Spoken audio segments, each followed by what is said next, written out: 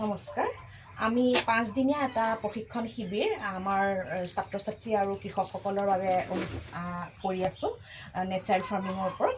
এই প্ৰশিক্ষণ শিবিৰৰ অন্তৰ্গত আমি এতিয়া যিখিনি আমাৰ নেচাৰেল ফাৰ্মিঙৰ বাবে প্ৰাকৃতিক কৃষিৰ বাবে আমাৰ যিবিলাক ইনপুটৰ প্ৰয়োজন, জীৱামিত্ৰ, বীজামিত্ৰ বা ঘন জীৱামিত্ৰ, এই সমস্তখিনি আমি বনাবলৈ চেষ্টা কৰিম এই প্ৰশিক্ষণ শিবিৰৰ অন্তৰ্গত।